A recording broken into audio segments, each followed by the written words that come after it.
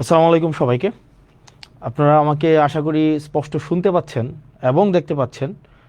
আজকে অলমোস্ট 1টা বাজে, রাতের 1টায় হচ্ছে আপনাদের সামনে আমার কাছে মনে হয়েছে আমি আমি কিছু কাজ করছিলাম অনলাইনে। তখন আমার কাছে মনে হয়েছে যে একটা বিষয় খুব সহজে অ্যাক্সেসেবল একটা বিষয় আপনাদের সামনে উপস্থাপন করি, যাতে করে হচ্ছে এই বিষয়টা আপনাদের জন্য দেখতে মানে সহজ হয়। মিডিয়া মাফিয়া আসলে কিভাবে কাজ করে, মিডিয়া মাফিয়া আমাদের দেশে এটা কিভাবে কাজ করে, এই বিষয়টা নিয়ে হচ্ছে আপনাদের সামনে কথা বলতে চাচ্ছিলাম। তো আমাকে একটু কাইন্ডলি নিশ্চিত করবেন আপনারা আমাকে স্পষ্ট দেখতে পাচ্ছেন কিনা এবং স্পষ্ট শুনতে পাচ্ছেন কিনা। যদি আপনারা আমাকে স্পষ্ট দেখতে পান এবং স্পষ্ট শুনতে পান, সেক্ষেত্রে আমার জন্য অনেক সহজ আপনাদের সাথে আমার কানেক্ট করা। আমাকে একটা বিষয় এনশিওর করেন যে আপনারা আমাকে স্পষ্ট দেখতে পাচ্ছেন কিনা এবং শুনতে পাচ্ছেন কিনা। আমি আপনাদের সাথে এখন মিডিয়া মাফিয়া নিয়ে হচ্ছে একটা বিষয় নিয়ে আমি কথা বলবো। মিডিয়া মাফিয়া, মিডিয়া কিভাবে আপনার কনসেন্ট ম্যানুফ্যাকচার করে, মানে মিডিয়া কিভাবে আপনার কনসেন্ট মতামতকে হচ্ছে প্রভাবিত করে এবং আপনার মধ্যে এক ধরনের আপনার অবচেতন মনেই এক ধরনের হচ্ছে ধারণা তৈরি করে কোনো ব্যক্তি সম্পর্কে, কোনো প্রতিষ্ঠান সম্পর্কে, কোনো বিশেষ আদর্শ সম্পর্কে, কোনো বিশেষ ধারণা সম্পর্কে। তো আপনারা যারা আছেন মধ্যরাতে, রাত 1টা বাজে, আপনারা আমাকে জাস্ট একটু এনশিওর করবেন যে আপনারা আমাকে স্পষ্ট দেখতে পাচ্ছেন কিনা। যদি আপনারা আমাকে স্পষ্ট দেখতে পান, দেন হচ্ছে আমরা মানে স্টার্ট করব। ওকে, ফাইন, আপনারা দেখতে পাচ্ছেন। গতকাল আমি আমার টপিকে যাওয়ার আগে, মানে আমি যেই টপিকটা নিয়ে কথা বলবো, মিডিয়া মাফিয়ার আয়নাবাজি, এই টপিকে যাওয়ার আগে আমি হচ্ছে একটা বিষয় নিয়ে মানে শুরুতে একটা বিষয় পরিষ্কার করতে চাই। সেটা হচ্ছে আপনাদের সবার কাছে নিশ্চয়ই, মানে এখানে আপনারা যারা আছেন আপনাদের সবার কাছে নিশ্চয়ই গুগল আছে। মানে এই গুগল ক্রোম আপনাদের কাছে আছে, আছে না? গুগল ক্রোম সবার ফোনে। এই যে আপনারা যারা আমাকে দেখছেন এখন এই মুহূর্তে, আমাকে যারা ফোনে দেখছেন, সবার কাছে গুগল ক্রোম আছে। আপনারা সবাই একটু মানে কাজ করেন, মানে যে জাস্ট গুগল ক্রোমে যান সবাই। গুগল ক্রোমে যদি আপনারা যান, তাহলে আমরা কি দেখতে পাচ্ছি? আমরা দেখতে পাচ্ছি ফর এক্সাম্পল, আমরা একটা বিষয় সার্চ করি। আমরা সবাই একটু, আমরা যারা আছি এখানে সবাই একটু সার্চ করি গুগল ক্রোমে। ওকে, ওকে, ফাইন।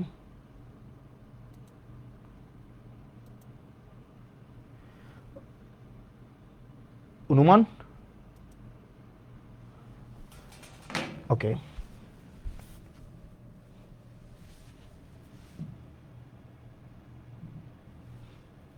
ওকে, ডব্লিউ ডট, তারপর হচ্ছে ডট জেলা পরিষদ, জেলা পরিষদ হচ্ছে জ্যাট পি ডট, তারপর হচ্ছে যেহেতু আমি কুমিল্লা জেলার, আমি এই কুমিল্লা সার্চ করলাম, Comilla, Comilla dot Jio V dot, তারপর হচ্ছে বিডি।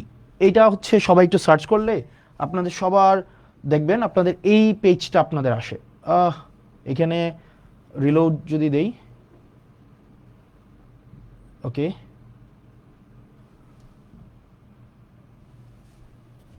ওকে, ডব্লিউ ডট, ওকে, ওকে, ফাইন।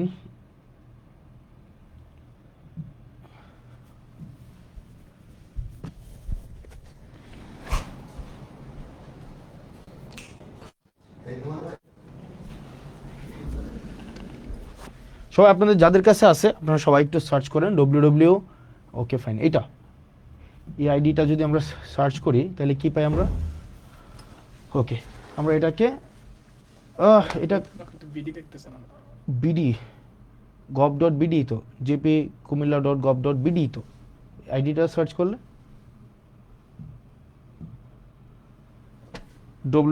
ডট গভর্নমেন্ট, মানে আমার হচ্ছে যদি এটা যদি আমরা কিবোর্ড থেকে সার্চ করেন তো একটু কাইন্ডলি।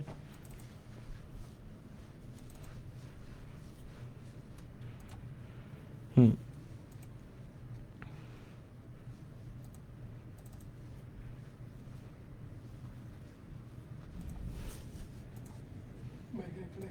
হুম,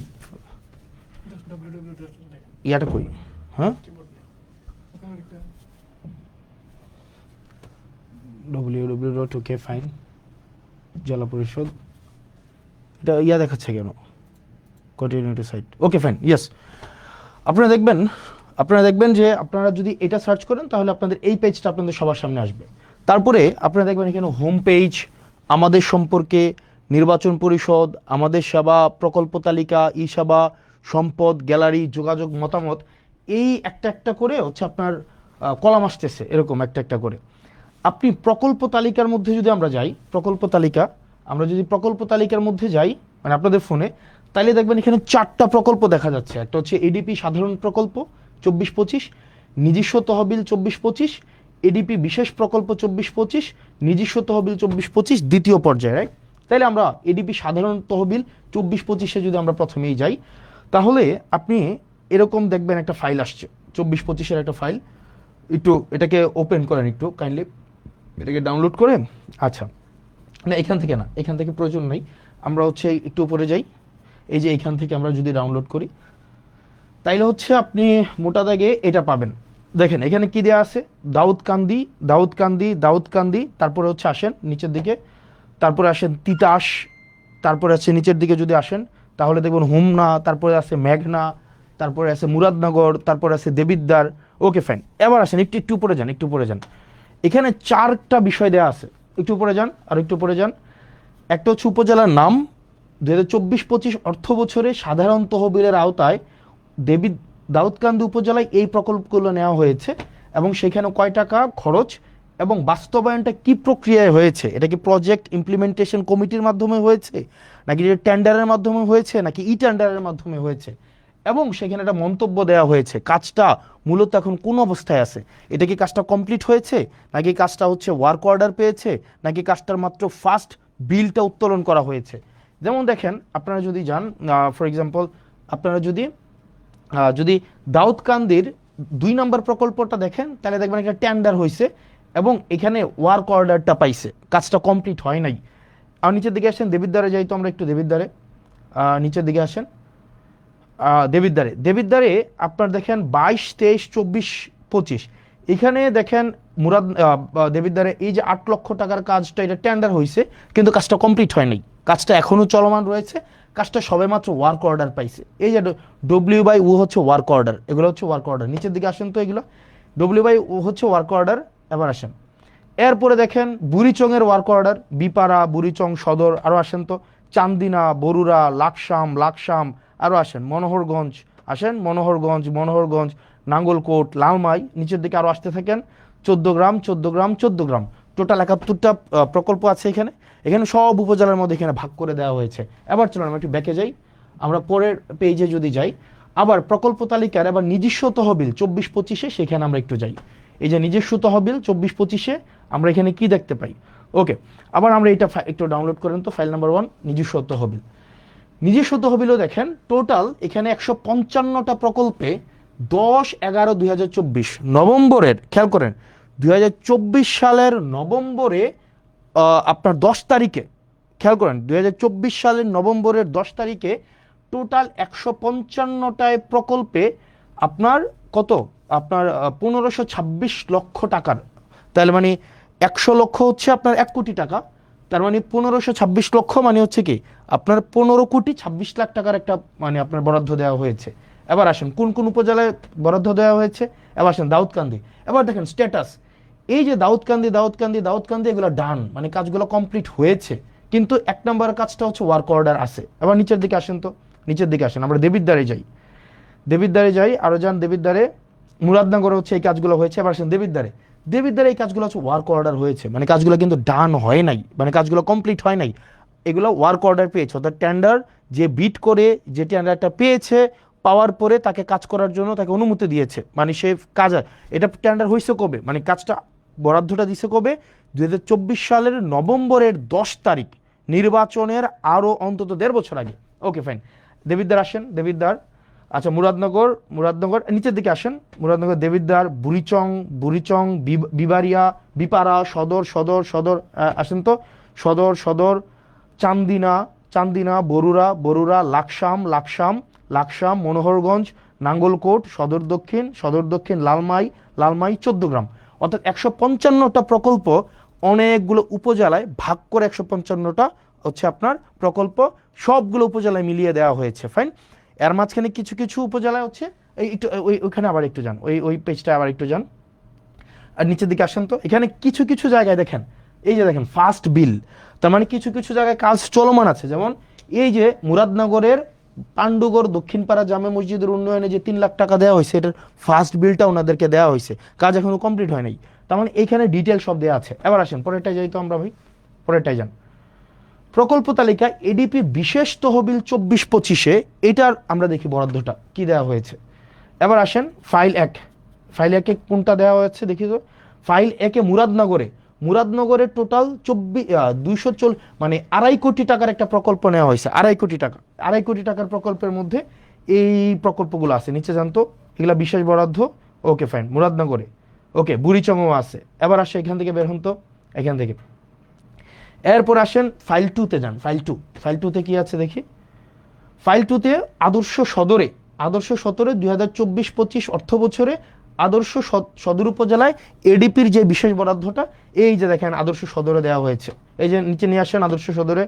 ওকে, এই যে আদর্শ সদরে টোটাল 200, এখানেও প্রায় হচ্ছে 2.5 কোটি টাকার উপরে প্রকল্প দেওয়া হয়েছে। এবার আসেন, এবার দেখেন 3 নম্বরে আমরা যদি যাই। ওকে ফাইন, এই যে ইয়াতে যান, না এখানে প্রকল্প তালিকার বিশেষ তহবিল, হ্যাঁ যা ক্লিক করেন। এরপর দেখেন ফাইল নাম্বার 3। ফাইল নাম্বার 3-তে কি আছে, আবার দেখেন বিশেষ তহবিল 5 কোটি টাকার, এটা মুরাদনগর উপজেলার। নিচে আসেন। এরপরে দেবিদ্বার উপজেলায় 5 কোটি টাকা। এবার দেখেন এটা কিন্তু আদর্শ সদরেও আছে। এই যে দেখেন এগুলা কোন কাজে আছে, এগুলা ই টেন্ডার, এগুলো সবগুলো ই টেন্ডার হয়েছে। আবার কোনোটার ওয়ার্ক অর্ডার পাইছে, কোনোটা কাজ চলমান আছে, কোনোটার হয়তো ফার্স্ট বিলটা উঠাইছে। এই জিনিসটা এটা কবে হয়েছে, এটা হয়েছে 2025 সালের, আবারও খেয়াল করেন 2025 সালের ফেব্রুয়ারিতে। আপনারা যদি ওয়ার্ক অর্ডারটা দেখেন, আপনারা ওখানে 2025 সালের, আমি এটা অনেকক্ষণ ধরে খুঁজলাম এই যে আপনার হচ্ছে ওয়েবসাইটে এটা আছে কিনা, এই ফাইলটা নাই। এটা রেজুলেশন হয়েছে 2025 সালের আপনার ফেব্রুয়ারির 10 তারিখ বা 9 তারিখ। তার মানে নির্বাচন হয়েছে 2026 সালের ফেব্রুয়ারিতে, এবং 2025 সালে এই জিনিসগুলো হয়েছে, এবং সবগুলো ই টেন্ডার। আসেন তো এইগুলা কি, আবার নিচে আসেন। এগুলো সবগুলো ই টেন্ডার মানে হচ্ছে আপনার ইন্টারনেটে টেন্ডার বিট করবে, যে ক্যাপাবল হবে সে কাজ পাবে। এবং কাজের মধ্যে এই ব্যাপারগুলো এমন না যে অর্থ উত্তোলন করা হয়েছে। এখানে যদি সবগুলো অর্থ উত্তোলন করা হইতো, এখানে থাকতো স্ট্যাটাসের মধ্যে যে কাজ ডান, কাজ ওয়ার্ক অর্ডার পাইছে, অথবা ফার্স্ট বিল দেওয়া হয়েছে। এবার আসেন একটু ব্যাকে যান, এরপরে প্রকল্প তালিকা নিজস্ব তহবিল, এখানে দ্বিতীয় পর্যায়ে আসেন। দ্বিতীয় পর্যায়ে ফাইল 2-তে যান তো। ফাইল 2-তে বা ফাইল 1-এ কি আছে দেখি আমরা। ওকে, ব্রাহ্মণপাড়া, নিচে যান। ব্রাহ্মণপাড়া, চান্দিনা, 14 গ্রাম, লালমাই, নাঙ্গলকোট। আসেন লাকসাম, নিচে আসেন লাকসাম, হোমনা, বরুড়া, দাউদকান্দি। ওকে, দাউদকান্দি। আবার পিছনে যান। ওকে, আবার ফাইল 1-এ যান তো। ফাইল 1-এ কি দেওয়া আছে, এইখানে দেখেন জেলা পরিষদ প্রকল্পের নাম। একটু পরে যান তো, অনুষ্ঠিত। ওকে, এপ্রিলের 21 তারিখ সিদ্ধান্ত মোতাবেক টোটাল 11 কোটি আপনার হচ্ছে 58 লাখ টাকার মতো 316টা প্রকল্প নেওয়া হয়েছে। চলেন দেখি এই 316টা প্রকল্প কি কি প্রকল্প। কুমিল্লা সদর, ব্রাহ্মণপাড়া, হোমনা, দেবিদ্বার, আদর্শ সদর, তারপর হচ্ছে আদর্শ সদর, যুব উন্নয়ন, মুরাদনগর, বুড়িচং, মানে সব উপজেলার মধ্যে আছে, ফাইন। এবার আসেন, আমি এই সবগুলা, এগুলো হচ্ছে সরকারি যেই আপনাদের ওয়েবসাইট আছে, ওয়েবসাইটটা কি www.jatp.kumilla.gov.bd।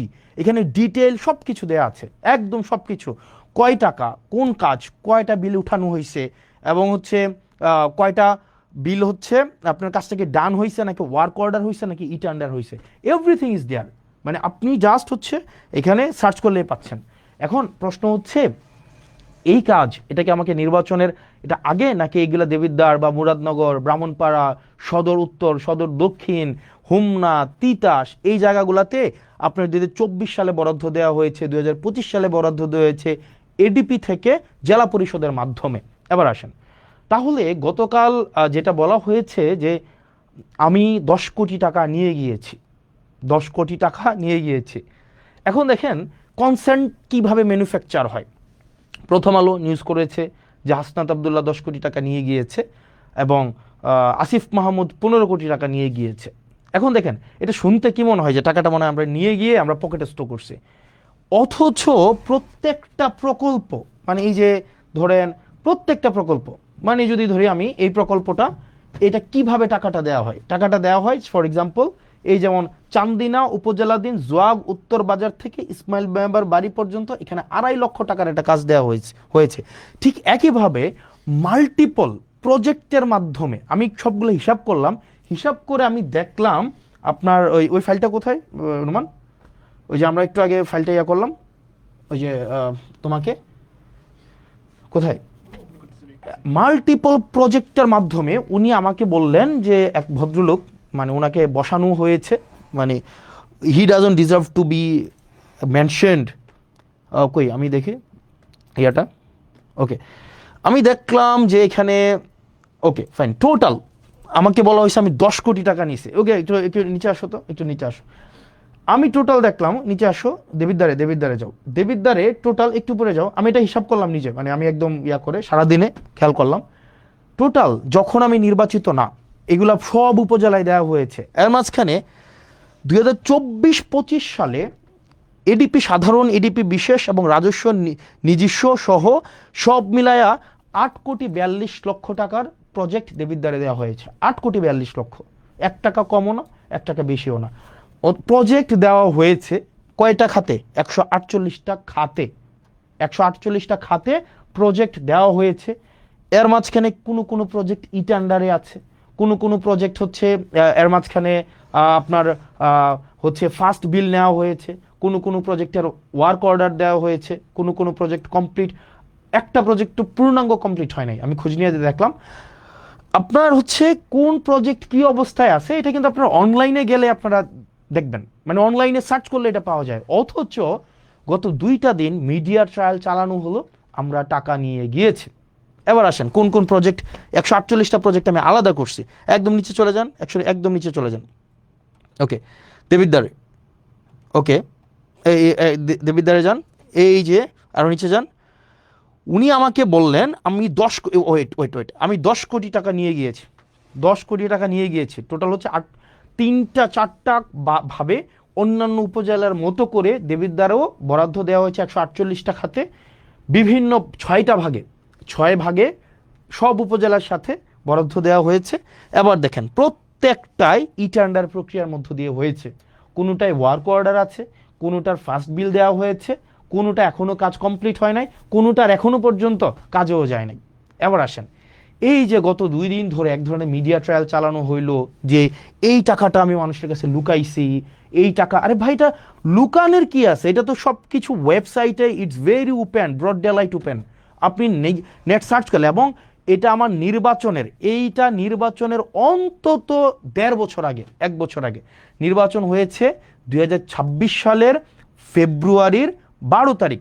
আর এই যে এটা হচ্ছে 2025 সালের ফেব্রুয়ারির 10 তারিখ বা 9 তারিখ, আর কোনোটা হচ্ছে 2024 সালের নভেম্বরের 10 তারিখ। তাইলে 1 বছর আগের যখন আমি এই কাজের রেসপন্সিবলও না, অন্যান্য উপজেলার মতো করে আমার দেবিদ্বারও হচ্ছে বরাদ্দ দেওয়া হয়েছে, অন্যান্য সব উপজেলায় দেওয়া হয়েছে। ব্যাপারটা এমনভাবে ফ্রেমিং করা হইলো যে এটা শুধুমাত্র মুরাদনগর এবং শুধুমাত্র দেবিদ্বারে দেওয়া হয়েছে। আপনাদের যদি চর্মচক্ষু থাকে এবং একটু জ্ঞান বুদ্ধি থাকে, যারা প্রপাগান্ডা করেছেন, আপনারা শুধুমাত্র নেটে সার্চ করলেই আপনার এই জিনিসটা স্পষ্ট চলে আসে, এবং কোন অর্থ কোন খাতে কয় টাকা গিয়েছে এবং এটা কোন প্রক্রিয়ায় গিয়েছে, এটা কি ব্যক্তির হাতে টাকা দিয়েছে নাকি হচ্ছে এই টাকা টেন্ডার প্রক্রিয়ার মধ্য দিয়ে গিয়েছে, এই টাকা কে হচ্ছে খরচ করবে, একটা পয়সা এই ক্ষেত্রে এমপি বা স্থানীয় সরকারের কারো কোনো সংশ্লিষ্টতা নেই, নো ওয়ান, অ্যাবসলিউট জিরো, কারোর সাথে কোনো সম্পৃক্ততা নেই। এবার আসেন মিডিয়াগুলা কিভাবে হচ্ছে এই জিনিসটাকে ফ্রেমিং করলো, মানে জাস্ট কনসেন্ট ম্যানুফ্যাকচারটা কিভাবে করলো। আমি গতকাল জিজ্ঞেস করেছিলাম যে এই ভদ্রলোক এই ধরনের হচ্ছে মন্তব্য করেছে, যেহেতু 10 কোটি টাকা নিয়ে গিয়েছে, ওনাকে আমি জিজ্ঞেস করলাম যে আপনি যে বললেন 10 কোটি টাকা নিয়ে গিয়েছে, উনি পরে ওনার বক্তব্য পরিবর্তন করেছে, এবং অনেকেই বলছেন যে আমি খেজুরের হিসাব দিয়েছি, বাকি হিসাব দেই নাই। ওই লাইভে আমি আমার এলাকার যতগুলা বরাদ্দ বাজেট এসেছে, যতগুলা সবগুলো হচ্ছে আমি 1.5 ঘন্টা ধরে ডিটেইল করেছি। একই সাথে সাথে সেইখানের একটা 40 সেকেন্ডের জায়গায় শুধু আমি সেটা নিয়ে কথা বলেছি, প্রত্যেকটার একটা একটা করে আমি হচ্ছে ডিটেল বলেছি। এবং পরবর্তীতে আমার একটা পেজ আছে জবাবদিহিতা, সেখানে প্রতিনিয়ত আপডেট জানানো হয়, প্রতিনিয়ত আপডেট জানানো হয়।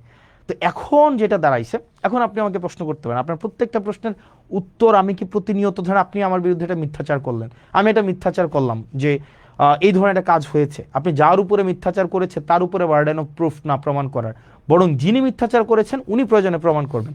সবার বাসায় এখন মোবাইল আছে, সবার বাসায় এখন ফেসবুক আছে, সবার বাসায় এখন সার্চ করলেই 2 মিনিটে জাস্ট www.jp.kumilla.gov.bd, ওখানেই পুরা ডিটেল দেওয়া আছে। এখন এটাকে যেভাবে ফ্রেমিং করা হলো এটা খুবই দুঃখজনক। এবার আসেন, এখানে আমি প্রথম আলোর এক ধরনের মাফিয়াগিরি আমি আপনাদেরকে বলি। প্রথম আলো কালকে একটা নিউজ করেছে। প্রথম আলো নিউজটা কিভাবে করলো? প্রথম আলো নিউজটা করছে, ফর এক্সাম্পল আমি যদি সার্চ করি প্রথম আলো ওই নিউজটা কই আছে, মানে প্রথম আলো, এটাকে অনেকে বিভিন্ন ভাষায় বলে, বিভিন্ন নামে এটাকে বলে থাকে।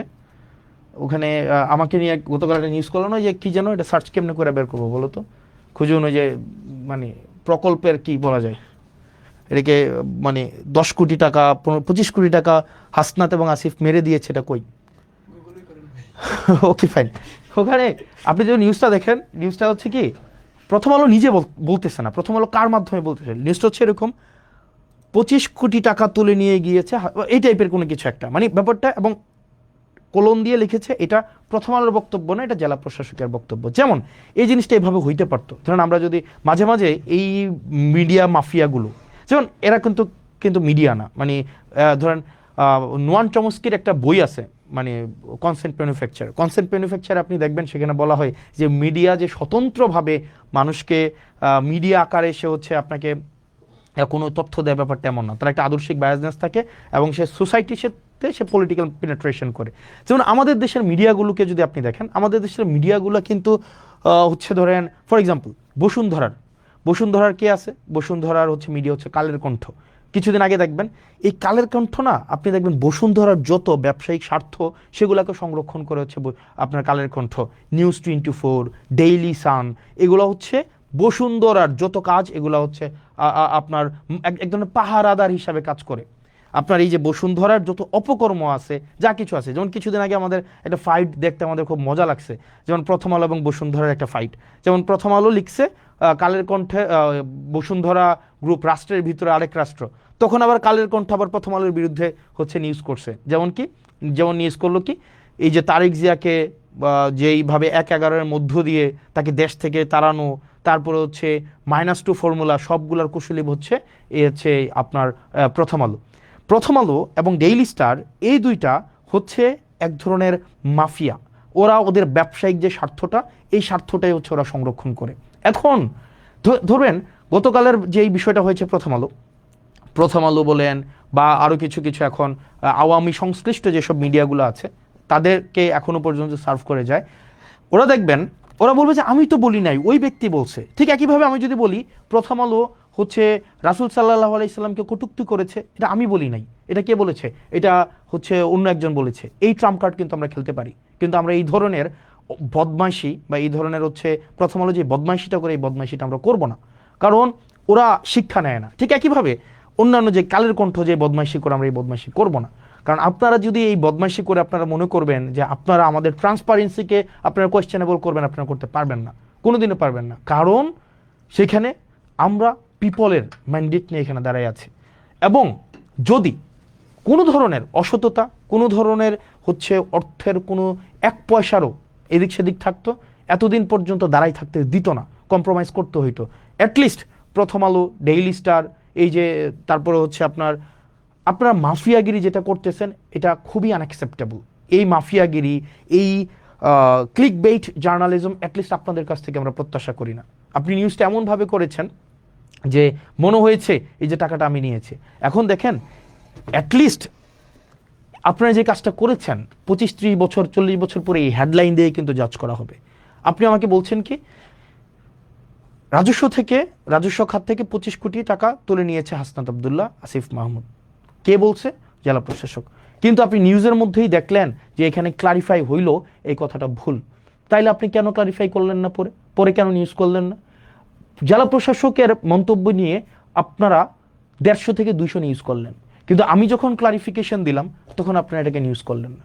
আপনারা সোসাইটিতে আপনারা একটা মতামত ম্যানুফ্যাকচার করতে চান, মানুষকে এই মতামতটা দিতে চান যে জুলাইয়ের মধ্যে যারা ছিল বা যারা নতুনভাবে রাজনীতিতে আসতে চাচ্ছে ব্যাকগ্রাউন্ড ছাড়া, আপনাদের একটু কালচার করবা, একটু আওয়ামী কালচার করবা, একটু হচ্ছে কালচারাল হচ্ছে ওই বিভিন্ন এগুলা বলতে এখন নিজের কাছে মানে এই প্রতিষ্ঠানগুলো যদি সমাজে বিভাজন সৃষ্টির জন্য দায়ী করা যায়, এই প্রতিষ্ঠানগুলোকে দায়ী করা যাবে।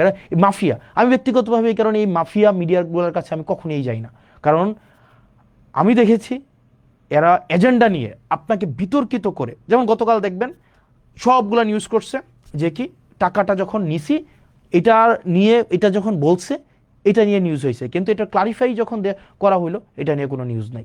এখন এই মিডিয়াগুলা প্রত্যেকটা একটাও মিডিয়া না, এগুলো হচ্ছে ওদের ব্যবসায়িক প্রতিষ্ঠানকে বাঁচিয়ে রাখে। বসুন্ধরা লক্ষ লক্ষ কোটি টাকা হচ্ছে মানুষ থেকে ছিনাই নিছে, তার ছেলেরা ধর্ষণ করছে, তারপরে হচ্ছে এগুলো নিয়ে দেখবেন কখনোই কালের কণ্ঠে কিছু বলবে না, কখনোই নিউজ 24 কিছু বলবে না, ডেইলি সান কখনোই কিছু বলবে না, এগুলো নিয়ে কিচ্ছু বলবে না, কারণ এরা হচ্ছে ওই বসুন্ধরার শাহ আলম, এই আনভির, এদের পয়সা দিয়ে এরা চলে, এদের দিয়ে এরা হচ্ছে এই যে মিডিয়াগুলা এদের রক্ষিতা, এই মিডিয়াগুলা এরা হচ্ছে রক্ষিতা। ঠিক একইভাবে ডিবিসি একটা হচ্ছে আপনার নিউজ চ্যানেল, আমি রানিং মেম্বার অফ পার্লামেন্ট, কিন্তু আমাকে বাধ্য করা হচ্ছে এভাবে বলতে, আপনারা আমাদেরকে ঠেলে দিচ্ছেন। যেমন ডিবিসি একটা প্রপাগান্ডা একটা সেল। এরপরে হচ্ছে আপনি ধরেন প্রথম আলোর কথা আর কি বলবো, মানে যখনই সুযোগ পাবে আপনাকে ভেরিফাই করার জন্য, চরিত্র হনন করার জন্য এক হাত নিয়ে ছাড়বে। এখন এইভাবে আপনারা বারবার যে জনগণ বিরোধী একটা অবস্থান নেন, এটা খুবই অপ্রত্যাশিত। আপনারা চাইলেই পারতেন এটাকে ভেরিফাই করার জন্য, আপনারা চাইলেই পারতেন এই জিনিসটাকে, আপনারা কোন অ্যাঙ্গেলে নিউজ করেন এটা আমরা জানি না, মানে আপনারা কি মানুষকে এগুলো বুঝে না, এগুলো আপনারা কোন অ্যাঙ্গেলে নিউজ করেন। এবং এই যে আপনারা মিডিয়া মাফিয়াগুলা ব্যবসায়িক প্রতিষ্ঠানের আপনারা পারপাস সার্ভ করেন সেটা আমরা জানি না। আপনারা বসুন্ধরার পারপাস সার্ভ করতেছে কালের কণ্ঠ, দেখবেন বসুন্ধরা আবাসিক এলাকা নিয়ে গুণকীর্তন করবে কালের কণ্ঠ, আবার দেখবেন বসুন্ধরা আবাসিক এলাকা কেন সিটি কর্পোরেশনকে দিতে হবে সেটা নিয়ে লিখবে প্রথম আলো, তাদের নিজস্ব ব্যবসায়িক কম্পিটিশনের জন্য, আর সেটার সাধারণ বলি হচ্ছে আমরা সাধারণ জনগণ। এখন এই জিনিসগুলা আপনারা যেটা করছেন, এই রাষ্ট্রবিরোধী অবস্থান নিচ্ছেন, এটা খুবই আনঅ্যাকসেপ্টেবল এবং পাবলিকের মনে এটা খুবই একটা ইজিলি অ্যাক্সেসেবল একটা ইনফরমেশন। এটা যে কেউ এইটা খুবই সহজ একটা ইনফরমেশন যে আপনারা নেটে সার্চ করলে এটা পাওয়া যায়, অথচ বলা হলো আমরা নাকি 10 কোটি টাকা নিয়ে গিয়েছি। আরে ভাই, টাকাকে নিয়ে যাওয়া যায়, পরে আবার উনি বক্তব্যটা পরিবর্তন করেছে, এই বক্তব্য তো প্রথম আলো সার্কুলেট করে নাই, কিন্তু কোনটা করেছে, উনি ক্লেম করেছে ওইটা হচ্ছে আপনার সার্কুলেট করেছে, কিন্তু ডিবাঙ্ক হয়েছে এটা সার্কুলেট করে নাই। এই জিনিসটাকেই এই মাফিয়াগিরির মাধ্যমে আপনারা এই যে মিডিয়া, এটা কিন্তু আপনারা হচ্ছেন মানুষের আস্থা আপনারা হারিয়েছেন। আপনারা এই যে মিডিয়াগুলো, এই বড় বড় প্রতিষ্ঠানগুলো, এই বড় বড় নিউজ আউটলেটগুলো, আপনারা কিন্তু মানুষের আস্থা হারিয়েছেন। এখন দেখেন না মানুষ, আমরা পডকাস্টে যাই, আপনাদের টক শোতে আমরা কেন যাই না? এই যে আপনারা এত ডাকেন, এত ফোন দেন, এত এটা করেন, কেন যাই না বলেন? এই যে নিউজগুলো বাংলাদেশের প্রতিষ্ঠিত নিউজ, যাই না কেন? কারণ ঘৃণা হয় আপনাদের উপরে, কারণ আপনাদের সচেতনভাবে সুবিবেচনা প্রসূত হয়ে আপনারা যেটা ফ্যাক্ট আপনারা সেটা তুলে ধরেন না, বরং আপনার ব্যবসায়িক প্রতিষ্ঠানের স্বার্থটা যেভাবে সংরক্ষিত হবে আপনারা সেটাই হচ্ছে আপনারা প্রকাশ এবং প্রচার করেন, যেটার কারণে আপনারা জনবিরোধী অবস্থান নেন। আপনারা শুধুমাত্র আপনাদের মাফিয়া প্রতিষ্ঠানটাকে আপনারা টিকিয়ে রাখেন, এবং সেটা খুবই দুঃখজনক। ধরেন আপনারা এটা করে কি করতে পারবেন? আপনারা মানুষের চোখে খারাপ বানাতে পারবেন, মানুষের চোখে আপনারা ভিলেন বানাতে পারবেন, মানুষের চোখে আস্থাহীন করতে পারবেন, কিন্তু দিন শেষে মনে রাখবেন সত্যটাই টিকে যায়। আপনারা প্রথম আলোর একটা ট্যাগলাইন আছে না, কি যেন প্রথম আলোর একটা ট্যাগলাইন, মনে আছে কি যেন, প্রথম আলোর একটা ট্যাগলাইন আছে কি যেন, মানে একটু কি যেন প্রথম আলোর একটা ট্যাগলাইন আছে, একটু মানে আপনারা একটু আমাকে জানাবেন। প্রথম আলোর একটা ট্যাগলাইন ব্যবহার করে, খুব আইরনি, মানে এটা মানে খুবই একটু দেখবেন প্রথম আলোর ট্যাগলাইনটা। প্রথম আলোর একটা ট্যাগলাইন ব্যবহার করে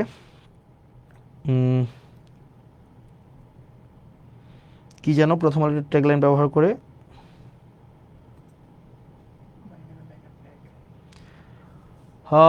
প্রথম আলো কি না,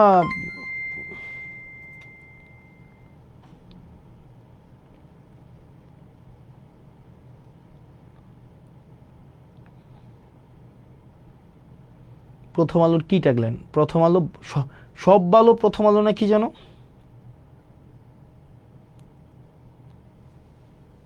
কই আছে?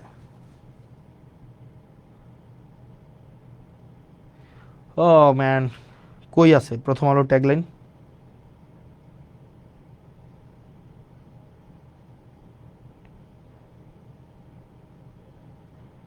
যা কিছু ভালো তার সঙ্গে প্রথম আলো। মানে মানে মানে যা কিছু ভালো তার সঙ্গে প্রথম আলো, মানে এটা হচ্ছে প্রথম আলোর ট্যাগলাইন, যা কিছু ভালো তার সঙ্গে প্রথম আলো। আমরা ভালোর সাথে থাকতে চাই, আমরা চাই আপনাদের সাথে, মানে কিন্তু আমি তো দেখলাম, হ্যাঁ দেখো একটু লিখে তো দেখো, লেখো না, যা কিছু ভালো তার সঙ্গে প্রথম আলো। কই এখানে?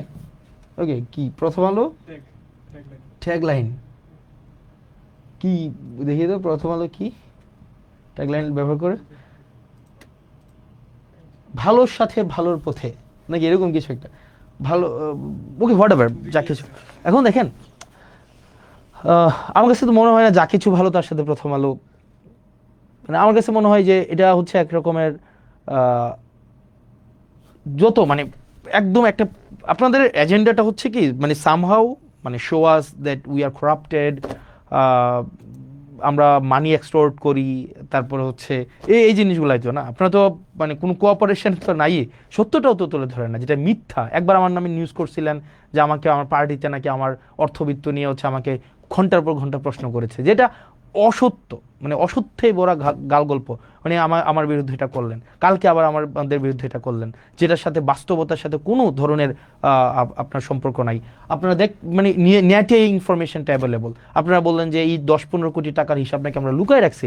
ভাই এটা তো মানে জাস্ট সার্চ করলে এটা বের হয়ে যায়, এবং এই ইনফরমেশন আরো 1.5 বছর আগের অ্যাভেলেবেল ইনফরমেশন, এবং এখানে টাকা উঠায় নাই, এখানে টাকা কোনোটা ওয়ার্ক অর্ডার হয়েছে, কোনোটা টেন্ডার হয়েছে, কোনোটা ই টেন্ডারে আছে, কোনোটা ফার্স্ট বিল নেওয়া হয়েছে, এবং এখানে প্রজেক্টে টাকা আসছে, এমনভাবে উপস্থাপন করলেন, এটা আপনারা জানেন এটা অসত্য তথ্য, কিন্তু আপনারা এটা উপস্থাপন করলেন, মানুষের কাছে এটা পৌঁছাই দিলেন, আপনারা ন্যূনতম দুঃখ প্রকাশটা পর্যন্ত আপনারা করলেন না। আমরা এই জিনিসগুলো খুবই দুঃখজনক, এবং এভাবেই হচ্ছে মিডিয়া মাফিয়ার হচ্ছে আয়নাবাজিটা চলে। মিডিয়া মাফিয়া হচ্ছে, ধরেন আমি একটু জাস্ট লিখলাম, আমি তো বলি নাই প্রথম আলো হচ্ছে ধর্মবিরোধী অবস্থান নেয়, এটা আমি বলি না, এটা ধরেন সার্টেন একটা মানুষ বললো, তা আমি জাস্ট কি দিলাম, ফেসবুকে স্ট্যাটাস দিলাম যে ইসলামকে অবমাননা করে প্রথম আলো, দিয়ে ছোট করে লিখে দিলাম উমুক বলেছে। তো এই যে দেখেন, শুরুতেই যখন এটা আপনার কমেন্টটা আসবে যে ইসলামকে অবমাননা করেছে বা রাসূল সাল্লাল্লাহু আলাইহি সাল্লামকে অবমাননা করে প্রথম আলো, এই জিনিসটা পরেই মানুষের মধ্যে ইনস্ট্যান্ট এক ধরনের প্রতিক্রিয়া তৈরি হবে। মানুষ পরবর্তীতে নিচে ওই যে ক্লিক করুন বা জেনে যা জানা গেল তে ক্লিক করে তারপরে নিউজটা পড়বে না, যে এই ধরনের একটা কথা সার্টেন XYZ বলেছেন, যেটার কোনো ভিত্তি নাই, বরং প্রথম আলো তথ্য নির্ভর বস্তুনিষ্ঠ সংবাদ প্রচারের চেষ্টা করে, কিন্তু সার্টেন XYZ এই বিষয়ে এই ধরনের একটা অপ্রত্যাশিত, অগণতান্ত্রিক এবং সংবাদ মাধ্যম গণমাধ্যম বিরোধী এই ধরনের একটা বক্তব্য দিয়েছে। এতটুক পত্রিকার নিউজ কেউ পড়ে না। ওই যে প্রথমটাই আছে না, যেমন এইটা নিয়েও হচ্ছে দুইটা ক্লিপ বের হবে যে ইসলামকে অবমাননা করে প্রথম আলো বা রাসূল সাল্লাল্লাহু আলাইহি সাল্লামকে কটূক্তি করে প্রথম আলো, এগুলা নিয়ে হবে। এখন আপনারা কি চান আমরা এইসব নিয়ে, এই ধরনের বিষয়গুলো নিয়ে আমরা কথা বলি, বা এই ধরনের কি সমাজে এগুলা হওয়া উচিত? এগুলো তো সমাজে হওয়া উচিত না। আমরা তো এটা কখনোই বলা উচিত না যে প্রথম আলো হচ্ছে ইসলামকে অবমাননা করে, প্রথম আলো রাসূল সাল্লাল্লাহু আলাইহি সাল্লামকে কটূক্তি করে, এগুলো তো আমাদের বলা উচিত না, এগুলো তো অসত্য কথা। এগুলো কি সত্য? এগুলো তো সত্য না। ঠিক একইভাবে এটাও তো অসত্য যে হাসনাত আব্দুল্লাহ 10 কোটি টাকা হচ্ছে জেলা পরিষদ থেকে নিয়েছে, এটা তো আপনারা জানেন, কিন্তু এটা তো আপনারা এমনভাবে উপস্থাপন করেছেন যাতে মনে হয়, মানুষ প্রথম দেখেই মনে হবে যে এই টাকাটা আমি নিয়েছি, মানুষ প্রথম দেখেই মনে হবে এই টাকাটা আমরা নিয়ে গিয়েছি, এবং এই জেলা পরিষদের প্রশাসক এসে তারপরে অনেক ইনভেস্টিগেট করে এই তথ্যটা জনগণের সামনে প্রকাশ করেছে, অথচ এই তথ্য ইন্টারনেট থেকে শুরু করে সব জায়গায় এই তথ্য প্রকাশিত, টাকা 1 টাকাও না, বরং এগুলো বিভিন্ন প্রজেক্টে বরাদ্দ দেওয়া হয়েছে। এটা জানার পরেও আপনারা যেভাবে বুদ্ধিমত্তার সাথে আপনারা আপনাদের কূটবুদ্ধি দিয়ে আপনারা সত্যটা যে চেপে গিয়ে মানুষের সামনে যেভাবে আমাদেরকে ছোট করার, হীন করার যে অপচেষ্টাটা আপনারা নেন, এটার কারণেই আপনাদেরকে মানুষ প্রথম আলো না বলে আপনাদেরকে ডট ডট আলো বলে, যেটা খুবই দুঃখজনক। ঠিক একইভাবে আরও কিছু পত্রিকা আছে, আরও কিছু মিডিয়া আছে, আপনারা যে কাজটা করেন এটা খুবই দুঃখজনক। মনে রাখবেন, আমরা আপনাদের মিডিয়াকে, বাক স্বাধীনতা, গণমাধ্যমের স্বাধীনতা, এই জিনিসগুলো এনশিওর করার জন্য, যেমন আমরা কি জানি না আপনাদের সাংবাদিকদেরকে কিভাবে এক্সপ্লয়েট করে প্রতিষ্ঠানগুলো, আপনাদের সাংবাদিকদেরকে ভয়াবহ রকমের এক্সপ্লয়েট করে। জানেন স্থানীয় পর্যায়ের একটা যুগান্তরের একটা রিপোর্টারের বেতন কত? 2,000 টাকা, 3,000 টাকা, 5,000 টাকা। এই মার্কেটে 5,000 টাকা দিয়ে চলে যায়। ধরেন স্থানীয় পর্যায়ের একটা এনটিভির সাংবাদিকের বেতন কত জানেন? কোনো বেতনই নেই। একটা এটিএন নিউজের একটা সাংবাদিকের বেতন কত? একদম একদম মানে একদম ইনসিগনিফিকেন্ট অ্যামাউন্ট অফ মানি, বেতন নাই। 2-4-5,000 টাকা, ভাই 2-4,000-5,000 টাকা দিয়ে চলা যায়। আবার দেখেন এই প্রতিষ্ঠানগুলো কিন্তু লক্ষ লক্ষ কোটি টাকা হচ্ছে ইনকাম করে, কিন্তু স্থানীয় পর্যায়ে যারা নিরলস পেশাদারী সাংবাদিক আছে, যারা হচ্ছে পেশাদারিত্বের সাথে বস্তুনিষ্ঠ সাংবাদিকতা করতে চায়, তাদেরকে ঠকিয়ে এই মাফিয়া প্রতিষ্ঠানগুলো অর্থ উপার্জন করে। কিন্তু আমাদের যেসব সাংবাদিক ভাইয়েরা নিরলসভাবে পরিশ্রম করে যায়, তাদেরকে এক্সপ্লয়েট করতে করতে করতে করতে মাফিয়াদের মাফিয়াগিরি অব্যাহত রাখে, এবং যেটা খুবই দুঃখজনক। এবং আরও দুঃখজনক বিষয় হচ্ছে আমাদের সাংবাদিকরা এই বিষয়গুলো নিয়ে কথা বলেন না, তাদেরকে স্বাধীনভাবে কাজ করতে দেওয়া হয় না, ফ্যাক্ট উপস্থাপন করতে দেওয়া হয় না। সাংবাদিকরা আমাদের সাথে কি প্রত্যেকটা হাউজের 8-10টা সাংবাদিকের সাথে আমাদের যোগাযোগ নাই, 20-25টা সাংবাদিকের সাথে যোগাযোগ নাই, প্রত্যেকেই এসে দুঃখ প্রকাশ করে, প্রত্যেকেই, এভরি সিঙ্গেল ওয়ান আমাদের কাছে দুঃখ প্রকাশ করে যে আমরা সত্য প্রকাশ করতে পারি না, আমরা হচ্ছে কথা বলতে পারি না, আমাদের হচ্ছে বেতন দেওয়া হয় না। 3,000, 5,000, 6,000 টাকা বেতন দেওয়া হয়। আপনি দেখবেন আপনার উপজেলার আশেপাশে যে সাংবাদিকগুলো আছে সারাদিন খাটবে, কিন্তু তাদেরকে বেতন দেওয়া হবে না। জিজ্ঞেস করে দেখেন তাদের বেতন কত, বলবে যে 2,000, 5,000। এবং বড় বড় গণমাধ্যম তাদের সাংবাদিকদেরকে বেতন দেয় না, বলবে এটা বোম ধরাই দিবে, দিয়া বলবে এটা দিয়ে করে খাও। মানে এটা দিয়ে করে খাও, মানে এটা বোম দিয়ে করে খাওয়া মানে কিছু এক ধরনের তো চাঁদাবাজি, অস্ত্র ছাড়া চাঁদাবাজি। এই অস্ত্র ছাড়া চাঁদাবাজি করতে বাধ্য করে অনেক সাংবাদিকদেরকে, এবং সাংবাদিকরা এতে মনক্ষুণ্ণ হয়, তারা তাদের পেশাদারি সম্মান নিয়ে এটা বাঁধে। এটা কি হওয়া উচিত? কিন্তু দেখবেন এটা নিয়ে মিডিয়া হাউসের কোনো কথা নেই, কারণ মিডিয়া হাউস তো মিডিয়া চালায় না। এই মিডিয়াগুলো তো চালায় ব্যবসায়িক প্রতিষ্ঠান, বিভিন্ন কোম্পানির পাহারাদার হিসেবে মিডিয়াগুলোকে রাখছে।